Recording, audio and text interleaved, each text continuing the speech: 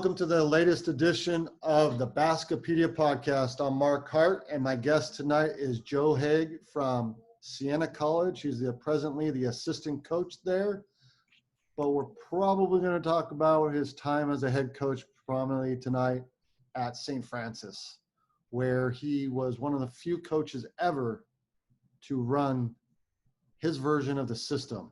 How are you doing tonight, Coach? I'm good, Mark. Thank you.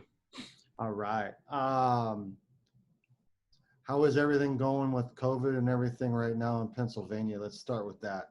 Oh, we're good. We're good. Like right now, I am an assistant at Siena College up in Albany, but I was at St. Francis for a long time. So our family's in Altoona, Pennsylvania. So we're in the middle of west central Pennsylvania, and it's not we haven't been hit very, very hard with COVID, and it's been okay. Like family's good. Our kids are playing summer league basketball. We do have to wear masks and do all that stuff, but overall things are good right now. Distant learning, or are they going to go straight to school? Have they made a decision? Right now, they're in the local Catholic school, and they are planning on going into school and being in desks in the fall. As of now. The first basketball question. I mean, you didn't do the ordinary grad student and work your way up as a college. Do you want to share with the listeners about how you got into college coaching? Yeah, I can do that. Guy came out of, I don't know. So I went to a couple different colleges. I started out in college at Gonzaga University in Spokane. Went to go to school there, and my parents and my teachers sent me off to school to become an engineer, and that didn't work out so good. And then I went to a junior college and played basketball for a year, and then I ended up transferring to Notre Dame. I was able to get in there, so I graduated from Notre Dame. And then over time, engineering wasn't working out. I became an accountant, and then I moved back to Washington State and got married and started having a couple kids. And I was worked as an accountant for about 8 years. And I have a younger brother who's who's 16 years younger than me. So when he got to about fourth grade, then I started coaching his fourth grade boys team, and fourth and fifth and sixth. And so I was doing that, a couple nights a week and on weekends. And then I got to a point when they got up to high school in ninth grade, then I was an assistant coach at a high school. And then I decided to go to grad school and try and become a teacher and coach. That's what I wanted to do when I was coming out of high school. So I moved across country. I went to Virginia Commonwealth. I went to VCU, went to grad school there, and started at the bottom. I was a grad assistant for Randolph-Macon College, a Division III men's, great men's program. The head coach at the time was Mike Rhodes, who's now the head coach at VCU. So I was a grad assistant there. I was going to grad school, living in a little apartment. And then after that, I got a job as a JV as a high school. And then I went to two grad programs simultaneously. One to get my teaching license, and then the other one was the sports, sports leadership program at VCU. So I was doing those two things at the same time. And then I taught high school and got a job as an assistant, as a JV coach at a high school at Benedictine High School in Richmond, Virginia. And then the following year, I was offered the head boys high school job at the public school that I taught at, and I turned that down to become the director of operations for VCU's women's program. So it took me a while, So I spent 2 years there as a director of operations at VCU. When that season ended, I was pretty much done with college basketball, and I was trying to find high school teaching and coaching jobs again.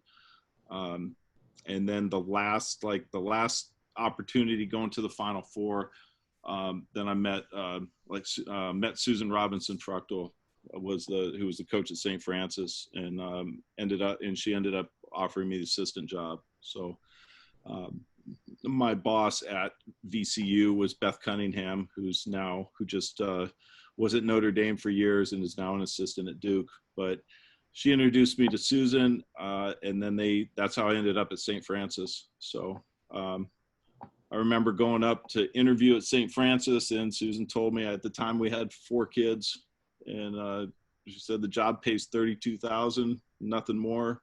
If you can't do it financially, don't interview. And that's where I started. So my first college job was $32,000, and married, 4 kids, and we made that work. So, and then I was an assistant for 4 years.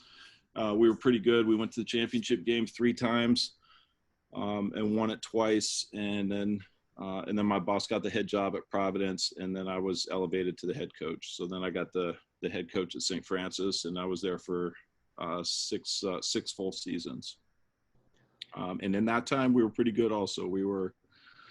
I went to 3 championship games. We ended up winning the championship my last year there in 17-18. We were, so we were one of the best teams in the league, at least 4 out of those 6 years. So St. Francis, you coached there 6 years, is that correct? Yes. So you weren't always your version of the system with them, correct? No, I tried to get there gradually. So initially when I took over, I'd been the assistant for 4 years. And we had 2 starters who had torn their ACL like 2 years prior. So they were, or the year prior. So they were coming back. So I was just going to continue doing what we were doing. Like there was no reason to change. We'd been in the championship game, 3 out of 4 years. With the 4th year, we dropped to middle of the pack, but we were hit by injuries. So I wasn't going to change it really. But I always liked like the Paul Westhead, growing up watching basketball. I loved the Loyola Marymount teams. I loved the Princeton teams. And I always felt like if I got to coach, I wanted to do something different, and it was going to be one of those 2 options.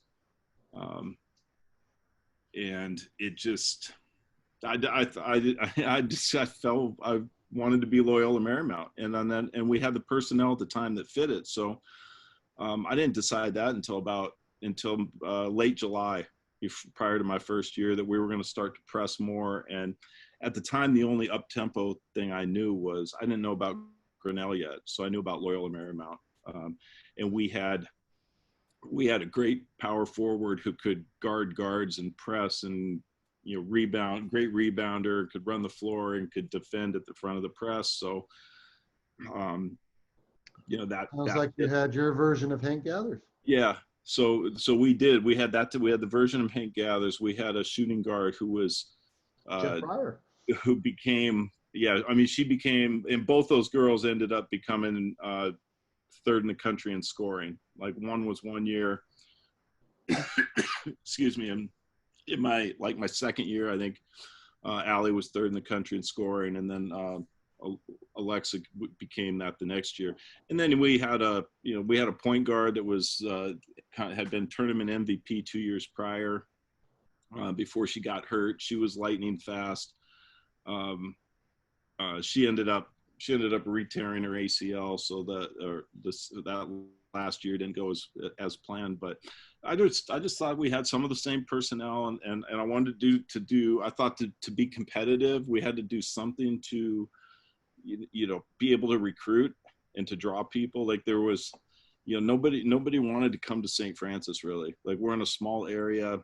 We are, no stoplights in town. There's 1,600 students. There's less than 1,000 people in the town. It's not. It's really not bad budget. Were you the worst budget in your conference? We weren't the lowest, but we were probably, we were in that number 7 range, with salaries and stuff. But it's and budgeting. But it was just we had great basketball tradition, but as I was recruiting as an assistant coach, that didn't mean anything. Like we'd ask people why they came. Like I would ask our kids, I'd do an internal survey, and everybody that was on our roster came because it was the only Division I offer that they had. And so I felt like if we were playing like Lowell and Marymount, if we could build some of that excitement, and be successful and kind of make a name for ourselves that way, that might, draw some interest and help us recruit and down the road. So though that was kind of how I really started, trying to get into the system. And at some point I read about the Grinnell system, probably in my, prior to my second year. And then like most people who, if anyone wants to do this, they have to buy Porter and Smith's book. I stumbled on that book. So I read some of the stuff online about the Grinnell system. I read everything I could, that I could see on YouTube, and just trying to take like the Loyola Marymount and the Paul Westhead to the next level. And, at that time, Paul Westhead was coaching women's basketball at Oregon. So there was kind of, he was out on the West Coast doing that, but I started really looking at the Grinnell system and really trying to. Did you get a chance to play his team? No, we didn't. No, I think we only would have crossed paths like over like 2 years. I did call them, but it didn't work. To set up a game like that, the location, the financial situation would have had to work out. And well, the one thing I noticed, Joe's getting to know you, was in looking at who you played and who you had to play. You didn't duck anybody. I mean, no, we were very aggressive. I mean, yeah. Everybody kind of knows the story. You went to the tournament, and you ended up playing UConn, and got to play. I mean, was that Breanna Stewart and bunch? No, it was the year after Stewart. Okay. So it was, but it was Kia Nurse, Katie Lou Samuelson. I think their top 5 or 6 still ended up being, at least that year, 3 of them were drafted in the top 9. Still a bunch of WNBA players. Yeah, so, they all ended up being drafted in the first round anyway. But so then you lose that. So then you lose that game. Yeah. You start the next season against Baylor. Yeah. Played Rutgers and Baylor, Baylor ended up winning the national championship that year. So we were at a point, and prior to that, we had played Tennessee on the road. We played Ohio State on the road a couple times. We'd go play, I wanted, early on, we played the best out there, that we could arrange. We played West Virginia's 3 hours down the road.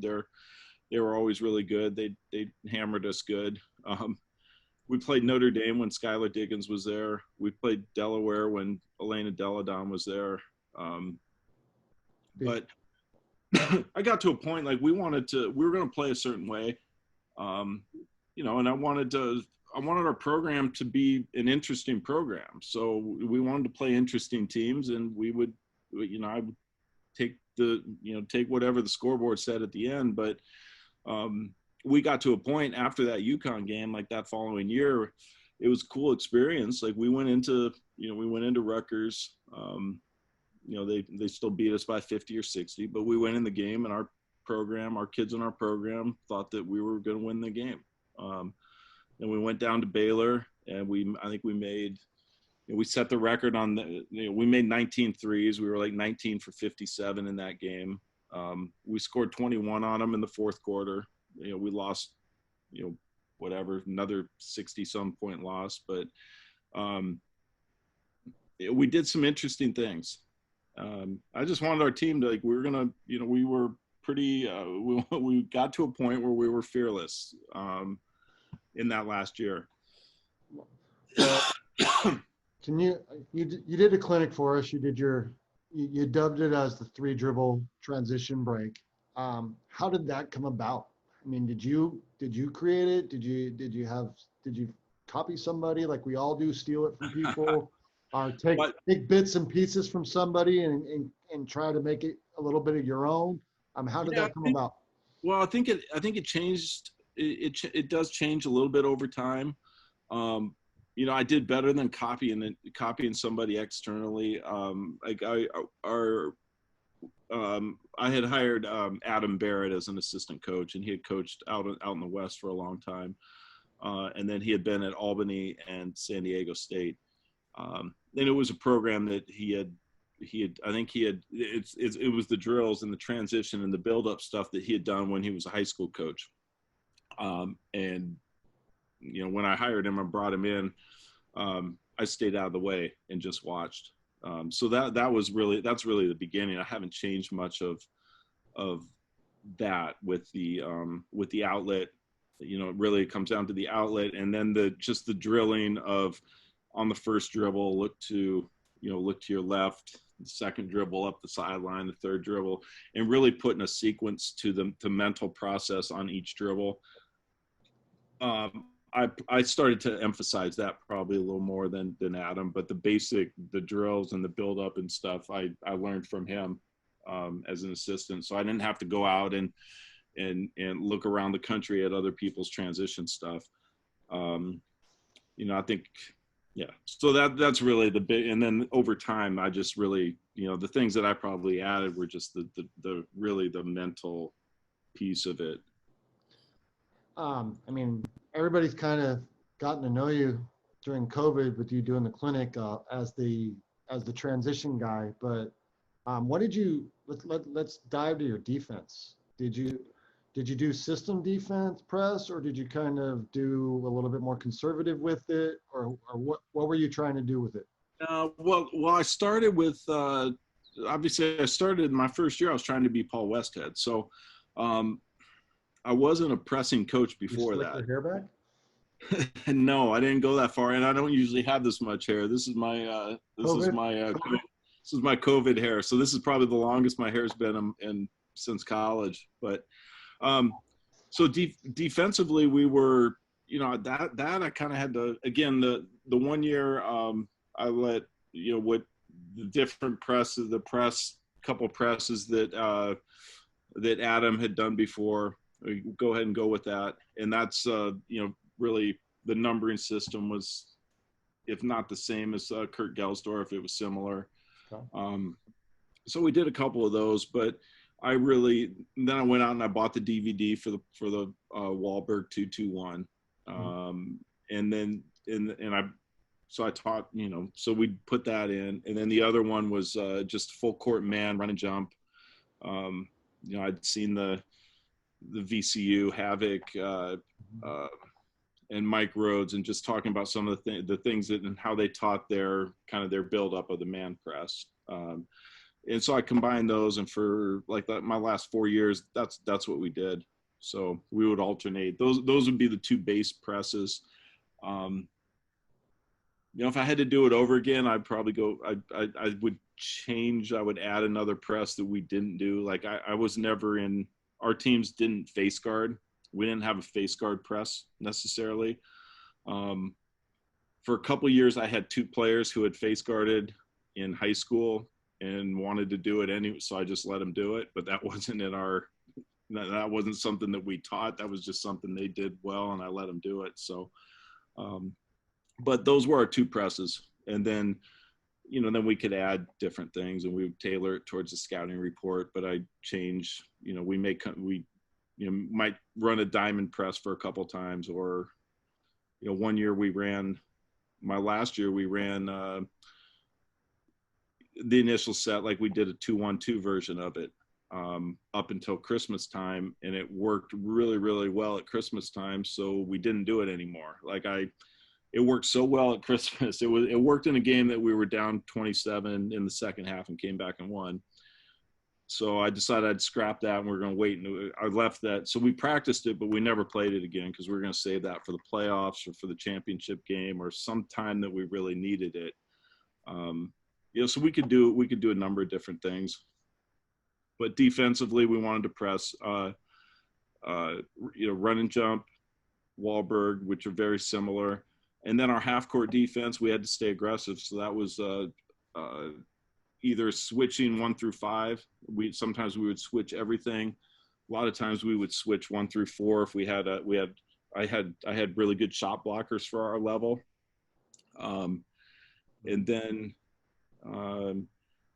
if you're going to be an up-tempo team, a system, whether it's a system in basketball, if you're going to do something and you're going to be really up-tempo with it, I think, like I read a lot about like Chip Kelly when he was at Oregon with football, and Gus Malzahn and these guys that were doing the up-tempo football stuff.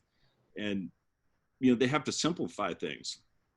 They got to simplify whatever their play calls are and the plays and the number of things that they did. So I did that with our defense and our offense to some extent. So defensively, man, like we guarded for 4 years, I think every wing ball screen, we were icing it or trapping it.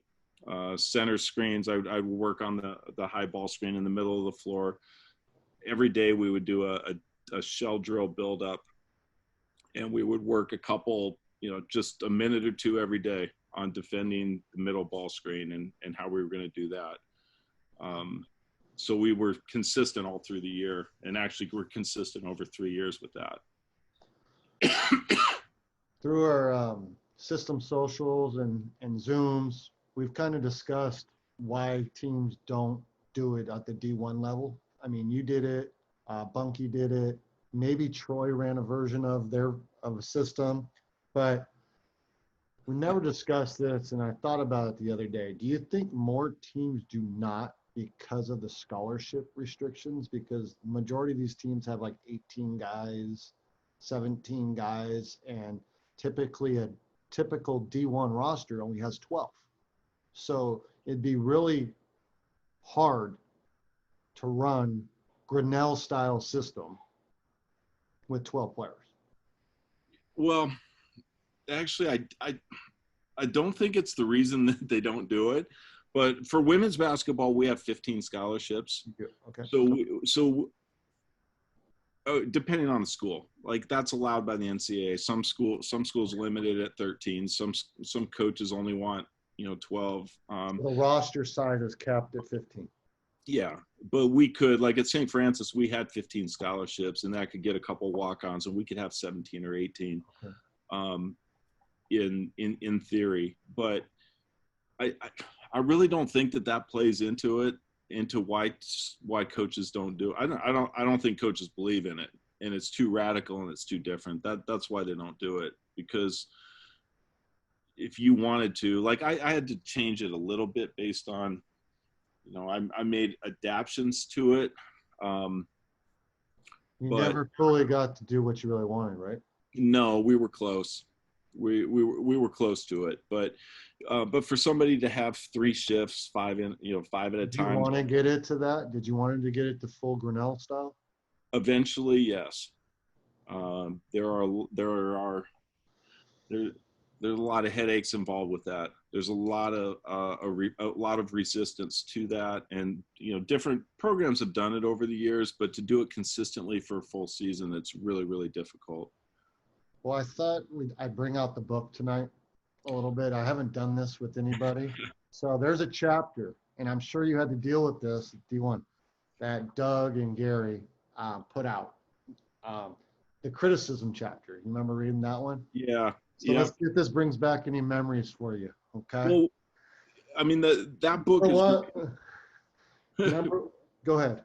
Well, the book is great because they lay out what's going to happen, and for most coaches, and so I was new to it, and when I was going to try and do it at the Division I level, I read through that, and they have the chapter on all the good reasons of why to do it, and I knew why I wanted to do it. I wanted it to be different and exciting, and we were going to score points, and we were going to get fans in the stands, and we were going to duplicate the Loyola Marymount piece. The downside of it is what you have to weigh as a coach if you're going to do it. So these things, I read through them, and there were warnings. I decided to push on and do it anyway. But I think this is great. We go through all these things on not to do it. Yeah. So these were the which talk host did the top 10? Was that Letterman? Mm-hmm. So they have their top 10 criticisms of the system. So number one, you turned the ball over too much. How many times was that one that you would hear? Now that's probably the one that I didn't get too much of. I think people still said it, but because your tempo in a normal game, if you're taking 65 shots or there's 65 possessions and now you go up to 85, there's more opportunity. So, so many people over the years, they're used to just looking at a box score. And, just for years and years, the goal was we don't want to turn the ball over more than 15 times. It's like, well, if you only had the ball 20 times and you had 15 turnovers, that's not a good number. If you had 100 possessions and you turned it over 25 times, that's fine. That one, we didn't turn the ball over too much. It was a little more. It's a little more than that 15 or 16 per game goal that was kind of traditional in the early 90s and still isn't a lot of places. But we can skip on that one. That one I didn't worry as much about. You give up too many layups. Yeah, that one's huge. That is fans hate that. Hang up. That's going to be my hang up. I'm going to be honest with you.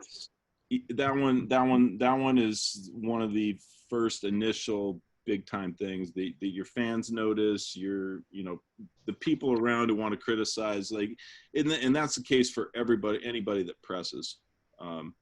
You press, you give up a layup or two. If you're committed to the press, you're going to stay in it, and you're going to make adjustments. But if you're not if you don't have the stomach for that, the intestinal fortitude to give up a couple layups, you're not going to do it, because it's just ingrained in us that we can't give up an easy layup. And unfortunately, when you're pressing the whole game, you're going to get beat a time or two for a layup.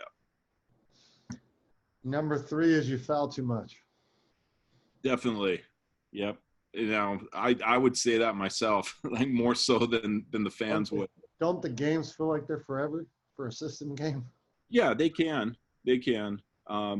And that is bad. There are, it was surprising. I didn't get criticized. I got it more like, you don't rebound good enough. You don't rebound, you don't defend, which isn't true. But the fouling piece, we definitely did foul too much. We were, we were third in the country in most fouls a couple of those seasons, which is way too many fouls. And one way to win games is to not foul. There are great programs that are, they don't foul. But did you shoot more free throws than your opponents? In a couple of the years we did. Now the other piece of it, though, that I really emphasized was shooting the three. And that takes away some of your free throw attempts. That's criticism number 4, that you shoot too many of them. Oh, big time. I got that all the time. You don't run an offense. You shoot too many threes. It's one pass. You'll get that all the time as a coach. Too many threes. You got to work the ball around, get it inside. All that nonsense.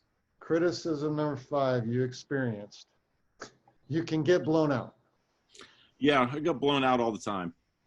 So we were, we're one of the smallest handful, 4 or 5 schools in Division I with 1,600 students and all that. And we were in a location that, but we played at Tennessee. We played Notre Dame when Skylar Diggins was there. We played UConn in the NCAA tournament, obviously. We played Baylor. We would go play Florida and West Virginia. We'd play all these guys. And there are many games we'd lose by 60. If you're trying to keep it close, the kind of the agreement when one team's a lot better than the other, they try and you can keep most games around 35. But we weren't playing for that. And the scores would get ugly. We lost a ton of scores, 128 to 66, or That happened. But this isn't really, it's not addressed in the book really, but I was trying to build a program where our players were playing, the possession and not the final score. You're trying to do as well as you can every possession over time, throughout a season. And then that's going to get you to a championship level at the end of the year. So, in a game in November, we're playing against, Notre Dame and lose by 60. As long as we're still playing hard and trying to execute and trying to do whatever we can do and get the most, we're getting the most reps that we can. We're trying to get better through the process of that game. And I did not believe in, just stopping and, walk the ball up the floor and lose by 40, for what? So, but yeah, that's a big criticism. Number 6 is, you prove this isn't true, you can't run without good athletes. Right. I mean, how many 4-star and 5-star recruits did you ever have, Coach? I had one, and she transferred in. Okay. So we had one that went to Maryland and was at Maryland for 3 years, and then grad transferred to St. Francis. And, so is it fair to say that the majority of the ladies that played for you may have been their only D1 scholarship offer? Oh, definitely. We had a great player, I think one of the 3 leading scorers in conference history, who turned down an offer to St. Joseph's in Philadelphia to come, and that was an A10 level. We didn't have more than 4 people in my 10 years at St. Francis that turned down another Division I offer. Like, everybody else was either a transfer who, things hadn't worked out at their first school, or we were their only Division I offer.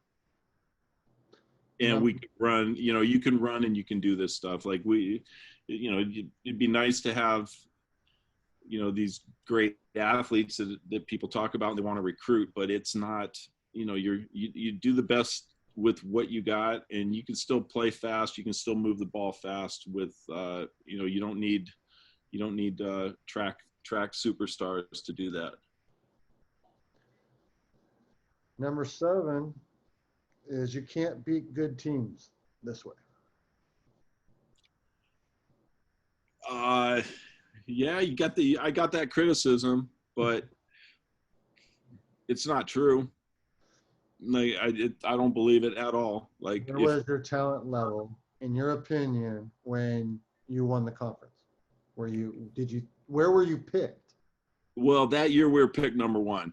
Oh. Like, we were pretty good that year. But whatever the playing style that you play is, like, we're playing this style. They say you can't win doing it because the game slows down in the playoffs and all that. But the thing about running a system and playing extremely up tempo, the old days are gone without the shot clock. Like, if there's no shot clock and you want to beat somebody that's better, you play like the old Princeton teams, and you hold the ball for 90 seconds or 5 minutes or however long it takes to get a layup, and then you can go beat a team that you can keep it close against a team with with NBA talent. Now with the shot clock, you got to shoot the ball at some point. So now if you're holding it, if you're less talented and you hold the ball for 30 seconds, every second that you hold it, you're getting closer to a turnover when you play a really, really good team. And now it amazes me. I've had some guys in the clinics that are high school coaches, and they don't have shot clocks, and they're still scoring 100 points in 32 minutes. So I'm wondering what these other schools are doing. Why aren't they just going 4 corners and making that shift go 3 minutes or 4 minutes with that group of guys? I don't know what those other schools are thinking. I wouldn't think to run this if I didn't have a shot clock. I have a shot clock in California, so it helps it. But Right. Number 8. But, well, like, and then the other part of that, though, like, we beat Cincinnati at St. Francis. Like, that's never supposed to happen. We beat Wisconsin at St. Francis. That's never supposed to happen. Yeah. So when you play faster, though, you can lose to a team that you should beat, if things aren't going your way. but I felt like that gave me a better advantage and a better chance to beat somebody with a higher talent level. Like, I think if we played Cincinnati and Wisconsin those years that we beat them, and we played them in a normal style, I think we probably lose by 15. I'll And use then we also, yep, I'll do a different analogy with you. The blowouts and the losing to teams you're not supposed to lose to. You got the Virginia Cavaliers with Coach Bennett, who right. runs probably more the slowest methodical way of playing basketball with mover blocker and the pack line. Yes. And he doesn't have elite talent, so he chooses to play this way. But they also never blow anybody out who they're better than, and they risk losing. Hence, they're the only team ever to lose to a 16 seed. But then the next year, they won a national championship. Yeah, that's a great example. So playing styles are playing styles, and Virginia's my example to that. And they let people stay in the game with them. Right. And my experience with playing fast, when I've done it and I've pressed, I don't think I've lost to anyone I was supposed to be. Right. But I've beaten some teams that I wasn't supposed to. And I don't think if I would have played flex in a packed line like I used to play, I would have done it. So number 8, I think, is just baloney. Because I think you do control the game. You can't control the game. I think that's more the team controlling the game. Well, it's the perspective of the common fan or the traditional basketball person. That mindset is that you're controlling the game, by playing your pack defense or your zone defense, and then you're holding the ball, running your set play or running in transition, and then going to secondary break, and then running your set, and then hurry up and reset, and now we're running another set before the shot clock runs out. And that's what people are thinking when they think control the game. But if we're playing a system and we're pressing you and we're pushing it into an 85-90 possession game, we're controlling the game. And that happened a ton. It's just we get criticized because it's extreme and it's different. But when I would do not scouting, like post-game video breakdowns and stuff, there's all kinds of times we would play a team that wanted to run their set play all the time, and we're trying to blow that up.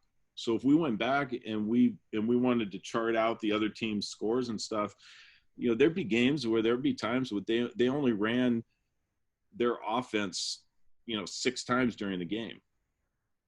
That's us controlling the game. It's just in an uncomfortable setting that people aren't used to seeing. Number 9, I'm sure I might hear this year. Your best players sit too much, or your bench players play too much. That's going to be a tough one. Okay, that one, especially at the high school level, and that kind of gets to what a lot of us, the system coaches or people who have run the system, have said before. Like I think the number one thing you need in your corner is administrative support. Like if your administration doesn't have your back, that one will get you, because especially at the high school level, parents will complain. Parents will complain to their kid who is the best player. Even if they like what you're doing, eventually it's going to get to them. It's like, why am I coming out? I should be on the floor 35 minutes. And I had that every year. Like every year at the college level, I'd have times when there'd be, a few starters who were unhappy, didn't want to come out of games, and I'd get criticism from everywhere. And I coach kids. I had 3 different kids that finished in the top 3 in the country in scoring. Like I had 3 kids that were, 25, 26 points a game doing this, where I mean, there's a great example. Like we had Jessica Kovacs that you had met. Mm-hmm. Her junior year, she set the NCAA record and made 141 threes. That record only stood for a year, but she set the record for the most threes in the game. She scored, I think she was third in the country in scoring. And going into the final week of the season, she was only, I think, 28th in the conference in minutes played per game. So she was scoring like 25 points a game in like 28 minutes. And then her senior year, when I wasn't the head coach, and then the new coach went back to a traditional system, she was playing like 37, 38 minutes a game, and she only averaged, I think, 18, 19 points a game. So amazing. Minutes go up, points go down. yes. Last one is, it's common that I've heard, is players can't get in the flow. Yeah. Again, that's a traditional mindset and a traditional criticism of just just a completely different mindset for basketball. And the Grinnell people, if you read the Grinnell books and look at people who are running the system, if there's truly subbing people in that quickly, then the counter argument is that you're always in the flow. Because you're playing for 90 seconds or 2 minutes or whatever the shift is, and then you come out and you get a quick drink of water, and then you're back in the game. And it's not that much longer than if there's a free throw, that stops the game for 30 seconds usually, or a minute if it's 2 free throws. Even though you only got 10 seconds, there's a lot of other dead time around that. So that is a criticism from just people who don't understand it that much. And there's also just a mindset of being in the flow. You can get in the flow, you can get into a rhythm, you're getting shots up and stuff, but gosh, if you're playing if you're playing where you're only getting 60 shots up a game, nobody's in a rhythm really, or you're jogging up and down, it's just a lower tempo. So I think that's a good the other argument is probably my hockey story, which is good. I like that one. Go ahead. It's a completely different mindset in a sport. So I talked to a hockey coach one time, and I asked the hockey coach why. I told him I don't understand hockey really. I'm not a big fan, but it just seemed really, really stupid that you'd have somebody like Wayne Gretzky, who's the best hockey player of all time, and you didn't play him the whole. You played him half the game. Like, if this guy's so good, like, why isn't he on the ice, 30, whatever our comparison is of 35 minutes, come out once in a while for a break. And the guy could not even understand my question. He's like, what do you mean? Like, that's impossible. Like, nobody can play, what is it, a hockey game, 45 minutes? Is it like 3 15-minute periods or something? He said, that's impossible. Nobody can do that because they're skating. They're playing hard on defense, hard on offense, constant up and down, which is what we're trying to do in basketball. But the only difference is the mindset of people that are watching. Somewhere along the line in basketball, we got to a point where it was okay to, run your play, get a defense, get the rebound or inbound it, and then a point guard walk the ball up the floor, set up another play, and then run it against your defense. And now it was like a truce. Like, we're not going to try and beat you at anything. We'll all just kind of jog down here. Now we'll run our play. Now we'll jog down here and do that for 40 minutes. And that became okay. And I don't agree with it, but most people, that's what they think of basketball is. So Joe, you got the opportunity to do it. Is there anything that you wish you would have done different, or if you ever got a chance again to do it, would you do it again? I would do some form of it. Doing things differently, I don't think so. Maybe some little things along the way, but we had gotten to a point, over 6 years, we were in, championship game a couple times, had a bad year. I think we were in the semifinals, and then we were really, really good and got upset in the first round, and then we won the league. So we were competitive that whole time. And we finally got to a point where, for any coach who's looking at doing it, I don't think I'd be able to go into a spot and do like the Grinnell with the shifts 5 in and 5 out, because that's like repulsive to people who are watching the game. Like, it's too much like hockey. This isn't basketball. And I think if you do that, your fans, your alumni, your boosters, you really have to have a strong administration behind you, or that's going to be like the first thing the people revolt against. Next time I was getting to a point where now that we've won a championship, and I thought we were going to be good the next year. I thought we had a great chance to win it again the following year. And then I felt like after that, then I could do even more of the system. Like, I was pushing to try and get a little bit faster every year. Now that we've actually won, and there's something to having won the ring. Like, I know what I've done will work and I can do it. So next time around, I think I could get there faster, because I think there's more that can be done at the Division I level. Like, you're seeing what these guys, what guys are doing.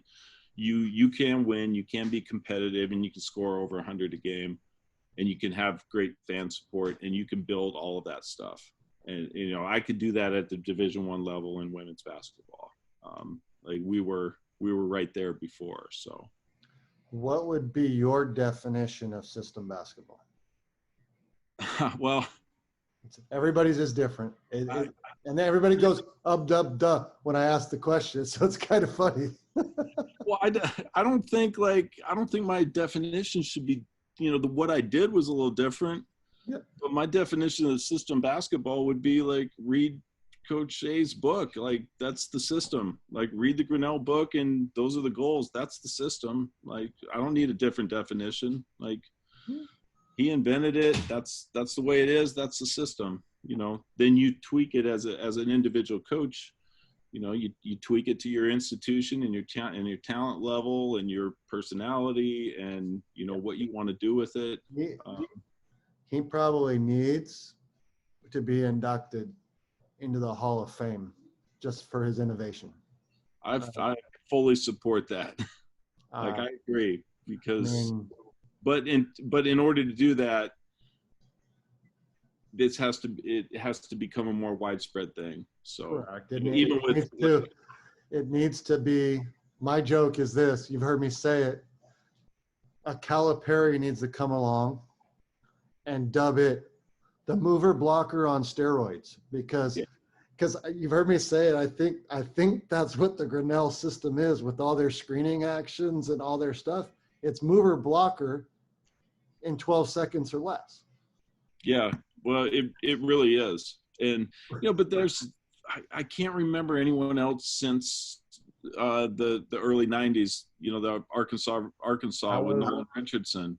I mean, I'm 45, Joe. I think you're a little older than me, maybe. Yeah. But I was a freshman in high school.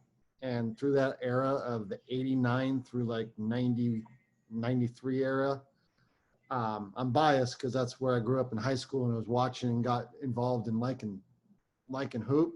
Right. But watching Loyola Marymount, being from California, having UNLV out in the West. I mean, now that I'm even studying this stuff more, I probably watch it once a week. LMU versus Michigan. That's. I mean, and right there. That you want. That's what I was hoping for against UConn. Right there. You watch LMU walk in. You watch Michigan walk in. Yes, you got Bo Kimball, but that's the only probably guy. That's the only pro that would have played on Michigan's team. Right. And little Jeff Fryer just poof, poof, poof. It was made for heaven with the situation that happened with Hank, where they got to play in the Long Beach Convention Center. How wild is that? I mean, without getting too political, NCAA can do magical things, but with how they do where people play.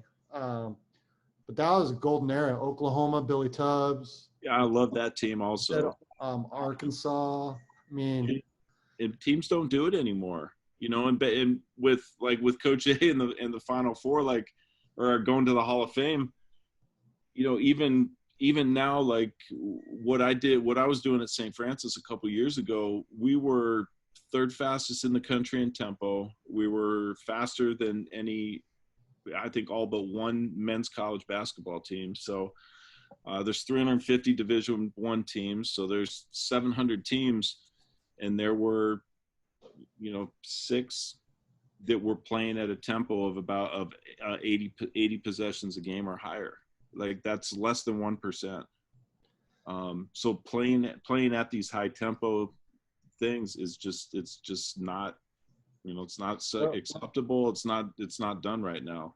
If that got to a point where it was like 40% of America was playing that way, you know, then he probably would be in the Hall of Fame. What's interesting is nobody does the safer version, not the safer, but the perceived, where it's not crazy because you're only playing 8 or 9 kids. The West Head version, LMU.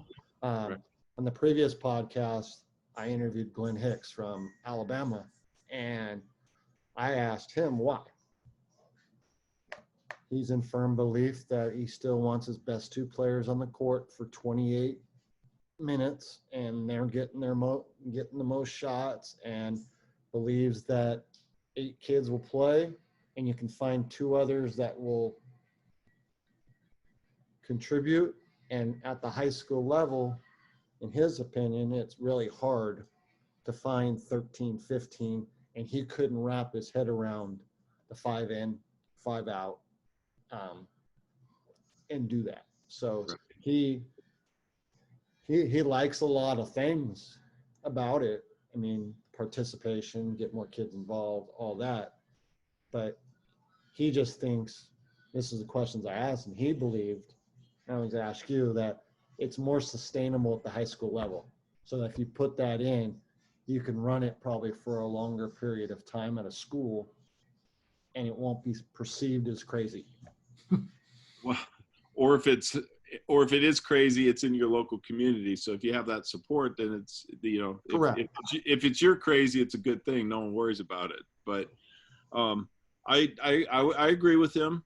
Like, that's what I was kind of doing. And then over at a college level, like, we would, you know, the great part about it was at the beginning of the season, we'd play a lot of people, and we'd get walk-ons in games. We'd get, you know, the freshmen that were just coming in the program, they get a couple minutes in the game. And I would play our best player, our leading scorer, you know, our top 2 or 3 people more than the rest, and then rotate everybody in and out. But that's great for player development. Did you script it?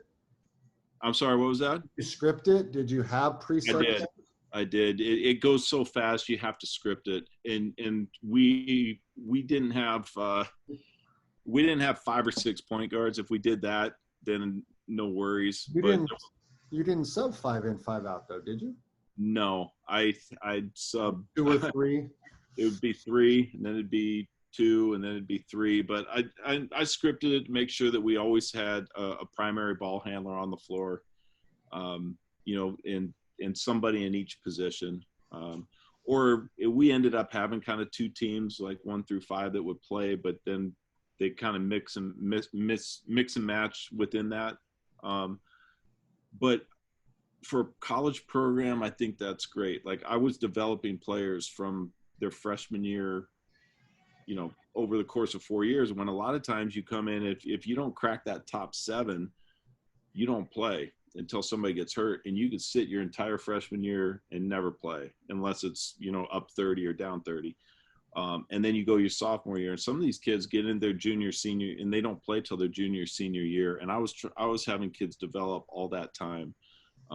But then when you get to the playoffs, you know, we had media timeouts. Those expanded in the playoffs. So my roster, my substitution pattern, the players playing, that would go down in a way. we got to a point we'd have media timeout that took almost 3 minutes. Yeah. So the place I'd love to see the system on the girls' side, and we've discussed this a little bit, would be like the Air Force Academy in Yes. Colorado with altitude and just getting up and going. I mean, I think that'd be great. I haven't studied them. I don't know how successful they've been in the grand scheme of women's college basketball, but something where they haven't done something, or even your old stomping grounds, VCU women, like if they went to more of a Havoc and got after it and built their brand. I don't coach girls. I mean, I have a 9-year-old daughter that's getting into basketball. But my honest opinion, learning all this stuff I've learned this during COVID, is it could destroy in the girls' game. I think it's more effective in women's the basketball. Finishing at the rim isn't as high. They're not playing above the rim. They're not. I mean, there's no Brittany Griners. No, not many of them. And that's one of the reasons that I chose this method and not the instant offense. Do you recall what teams were shooting at the rim against you? No. Wasn't as high as people think, though, right? No. But I went and I recruited specifically. Like we had that last year when we went to the championship, we had 2 kids that were volleyball players, and one had come to St. Francis on a volleyball scholarship. So she was 6'3" and a middle blocker with a 6'5" wingspan. And then I recruited a girl out of Pittsburgh that no other Division I offered, who was, too skinny, couldn't play Division I basketball, but she was a middle blocker, and I thought she was a great shot blocker. She ended up one year, she was 3rd in the country in blocked shots, but I had 2 that were above, if you're in the SEC, that player is 6'7". But at our level, having 6'3" with a 6'5" wingspan, they'd get back contesting shots at the rim. And then if you look at it on the other side, if you're pressing defensively in men's basketball, they break the press, they're dunking on you at the other end. In women's basketball, they're not making all those layups. Coach Barber will let us know that he's the most dunked on team in Division III. is what he claims. So, but I think it'd work great at a service academy. I think it'd work great. I think it'd be great at Air Force. I think it'd be great if UNLV, hired someone like me to run the system there and bring back those days, or Loyola Marymount or BC. I think out here in California that the women program at Loyola Marymount should just employ the system. They've never been, or a Long Beach State, or right. It's not going to be a Power 5. It needs to be a mid-major, or people that are under the radar like St. Francis was, and that wants to just take a swing and a chance. And it's like you haven't won for years. What else are you going to lose? Another game? Right. Now I don't think that the people in the Power 5 would do it, but I do. But I think it could be. I think schools in the bottom, like a Washington State or some teams that are traditionally not competitive in their conferences, really, with the top, like, why not try it? Like, you're not recruiting the same talent level, and recruiting, everything's sorted. Are you top of the ACC or bottom of the ACC? There's a big difference in the talent level. Let's take Mike Neighbors. He went to Washington. Mm-hmm. And he ended up getting some really good recruits and some really good players, but he went and changed the culture and started playing fast. Right. Up in Washington, and now he's doing the same thing at Arkansas. So, right. And he does it a little different. He's wild. He plays fast offensively and then slow defensively. Yes. Which is way outside the book. But let's talk a little NBA real quick with you and Coach A's influence, and even maybe Dave Jr. when he was at Reno. I mean, the Houston Rockets, I mean, we have a formula, right? That half your shots are supposed to be threes. Right. Pretty much, if you go look at a box, if you just looked at a box score and didn't know anything and you didn't watch style of play, you would probably say without the turnover or without the steals and that stuff. But if you just looked at shot attempts, the formula for 100 shots, half your shots coming from the three-point line, you'd be like, the Houston Rockets are a system team. Well, they are. They're shooting 50, 60 threes a game. Yeah, they are, and except for pressing on defense, which is not going to work at the NBA level consistently. But D'Antoni has a system attitude. He doesn't really play defense. So well, he was like that in Phoenix, and they did things in Phoenix that completely changed the game. Like me being a Laker fan, when he became the head coach of the Lakers, and then he left, and him getting bashed that he couldn't coach and he was terrible and all this. All 30 teams in the NBA run some sort of concepts from Mike D'Antoni. Right. They run that 21 pistol actions, and that everybody's studying, and it's a league full of copycats. And now that stuff has gone down to the college game, and it makes its way down to the high school game. And he changed the game. The NBA, and that's where Dave, going back to Coach A, where he was ahead of his time, where everything was a layup or everything was a three before analytics. I mean, that's the innovative part with him. Right. And kind of clearing out a side and almost he was playing a little dribble drive motion with screens. Like, yes, yeah. And to take a area in Iowa and do what he did and write videos and books, and it's lasted 25 years and people are still talking about it and employing it. And I was amazed when all this started, how many people are interested in it. Now, how many people go look at this, go study all of our clinics, and then we go out to the court and we go, I don't know, I'm getting blown. I don't know, right? I mean, how often did it go into your head? Let me ask you, when you were doing this, how many times did you think about pulling the plug and not doing it during the season? Gosh, the first year that I really said this is what we're going to do, almost every game. Almost every game you get to a point where I got to leave my best player out there, or, the other team just went on a 8-0 run or a 9-0 run, and you're supposed to call a timeout.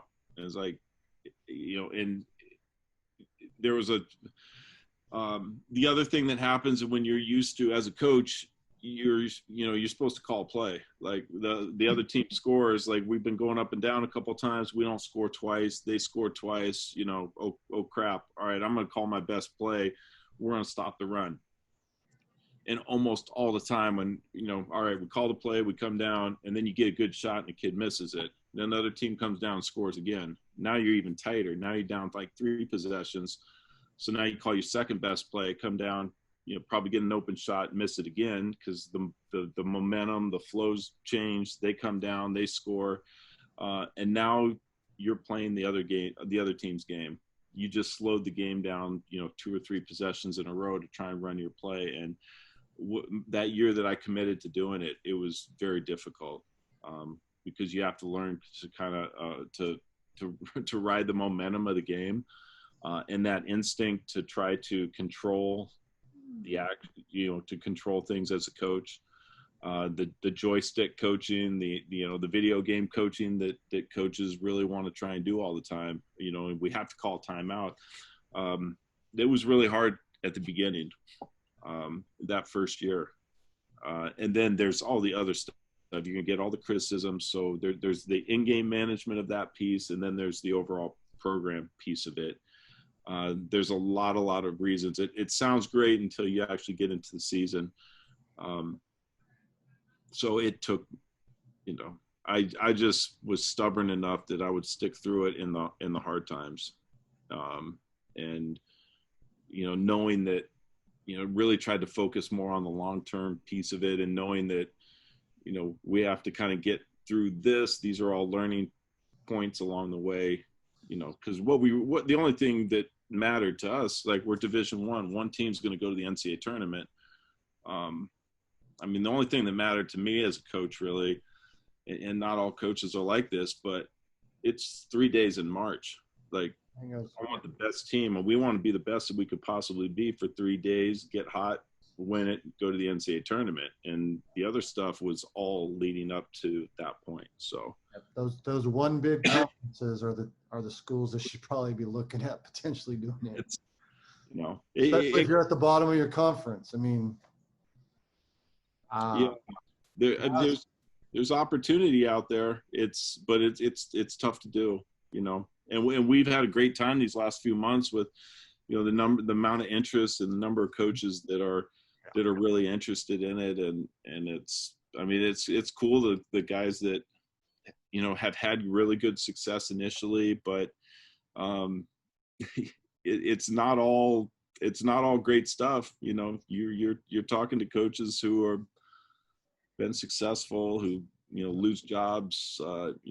There are, you go watch that Paul Westhead Guru Go video thing, and how many times in the video he says, if you play like this, you're going to get fired. It's amazing that a guy that's known to play fast got fired by the Lakers because he didn't play fast enough. Right. Is that poof? That's like, well, what I mean? There's going to be people who don't like it. And I don't know if you know this story. The story I've heard is I grew up in Laverne, California, and he was set to become the University of Laverne coach and be a professor. Wow. Instead of the Loyola Marymount coach, is the story I heard. Wow. And that's the school that Coach Pruitt's at. So he was the Guru Go was going to be a D3 University of Laverne coach. And last question I have for you, Coach, is, you kind of hit on this a little bit, is what advice would you give someone that's a high school coach or any coach wanting to run the system? What were the last things that you'd leave them with if they wanted to do this? You got to research it, and you got to really make sure you want to do it. Really read that chapter about the criticisms, or whatever it's called, the downside of it, because if you're not prepared to handle all that stuff, I think that'll eat you up, and that'll get you. There's very, very few coaches out here who are trying to be extreme up tempo that have not faced all of that criticism, and it comes from your players, it comes in your locker room, it comes with everybody around you in the community, and it's that part. That's the toughest part. So you be careful what you wish for, what you want. You really got to be sure you're willing to do that and handle that criticism. That's one of the toughest things. I think like in my situation, I felt like the potential upside was going to be worth the risk, because I wanted to do, when it works, it's really special. There's nothing like it. There's another thing that's not touched on enough. I think that playing this system style, because oftentimes there's a kid that'll score 25 or 30 a game. You can't play it and be selfish. You need a really unselfish team to do it. Offensively, sharing the basketball, and especially giving the effort that's needed defensively to maintain the tempo and to really play that way. I thought that was one of the things that I really liked about playing this style, and finding minutes for everybody on your roster, and really trying to build a community within your team. That's hard to get to, but I think that upside of it to me, that potential upside outweighed mostly the personal criticism that the coach is going to get trying to do it. Well, I just want to thank. Then you got to have some shooters. You don't have to have great athletes to do it, but you got to have one or two kids that can put the ball in the basket. Otherwise, you don't. If you got a bunch of 10% 3-point shooters firing threes up, that's you're not beating anybody that way. Not the old adage, shooting cures everything. Yeah, you can win. You win games. You win games by scoring more points. You got to have somebody who can put the ball in the basket. Never heard a coach ever say I have too many shooters. No, because we get fooled and we go to recruit people who can't play. Like we recruit athletes and we recruit all this other stuff, and we recruit the defenders and the people who can run and rebound and all that. And then we forget that we need the kid that can shoot the ball also. My favorite questions that I get privately sometimes to me in the Zoom clinics, coaches showing stuff. Can you ask him, will this work if I don't have shooters? And I go, you better recruit some. Well, nothing's going to work.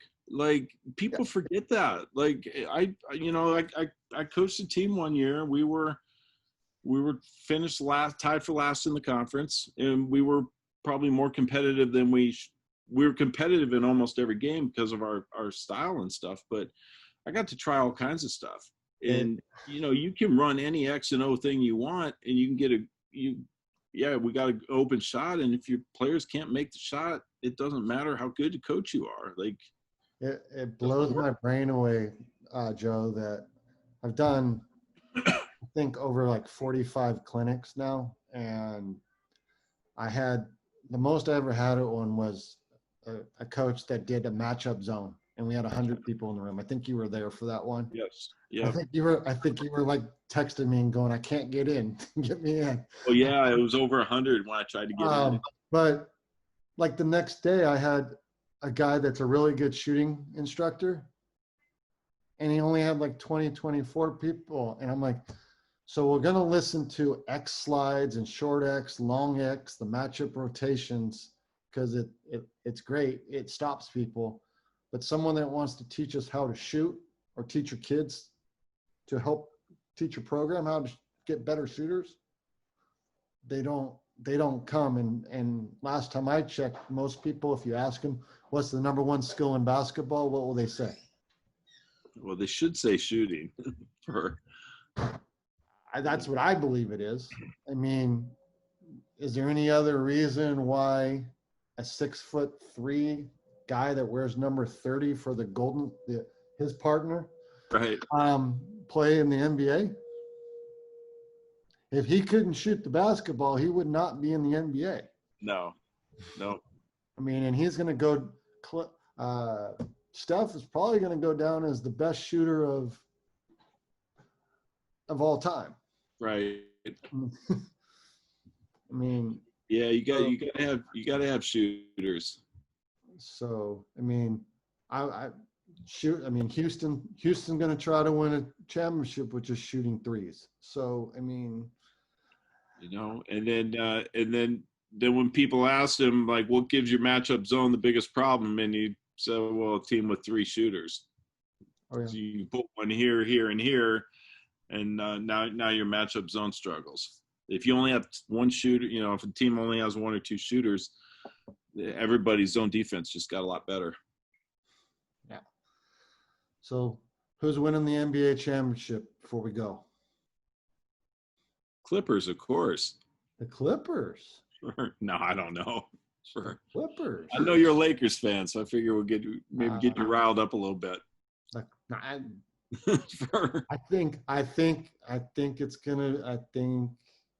I don't think Milwaukee's gonna win it, but that's just me. No. I think it's gonna be the Clippers or the Lakers. And whoever's the most healthy at the end, right? Yeah, or sure. Or whoever gets sick. Whoever's already had COVID and recovered. Right. So a dark horse is somebody like Miami, who has a lot of people who already had COVID. Or Utah Jazz. Yes, exactly. Exactly. Where we all got started. Rudy Gobert. Yep. he's gonna. I feel bad for the guy. He's not gonna really be remembered of how great of an NBA player he's gonna be. He's gonna be known as the first NBA professional player to have it, and then the league shut. For all intents and purposes, the world shut down. Yeah. I mean, It shut down college basketball too, because we had a game the next morning. It was like instant, right? Well, not instant. It was about noon the next day because we tipped off at 11 that day after Rudy. But I think there was only 3 college basketball games that played, and then played that next day in the morning, and that was it. So, well, it's gonna be down sport. It's gonna be wild for me. I'll leave it with this: that I'll probably get to if we have seasons and we're blessed to, I'll get to watch everybody play. And then I start in March. Oh, that's right. So what I'm going to do is I'm going to send game film to Joe Haigh. I'm going to send game film to everybody. And you guys can be my Zoom assistant coaches throughout the season. Gosh. Because you guys will get to watch my games after your season's over. Because I'm going to possibly do something, depending on which one I do. If Grinnell starts on time, I'm probably going to go out for a week and watch them do it and learn it. So yeah, thank you. And that's probably a good thing to do. I mean, I can't imagine. It's just so different from what normal practices were or like. I'm going to go up to Portland, one of the two, and go stay with Matt and Matt Peterson for like a week. You could go be a volunteer. You could go be an assistant coach for him up there. Or you'd be their JV coach. For their 49 guys. Yes. All right, man. I wanna wish your family a lot of health and you this season, if you have it. Hopefully you will at Siena. That you guys have a great season and everybody stays healthy. And it's been a pleasure getting to know you. And I'm sure I'll see you a lot more here soon. All right, well, thank you. Thanks for having me on, and hopefully we'll talk again soon. All right, man. Thanks. All right, Mark. Thank you. All right. Well, thank you for joining us. That was Joe Haigh from Siena College talking about how he ran the system and his advice for everybody.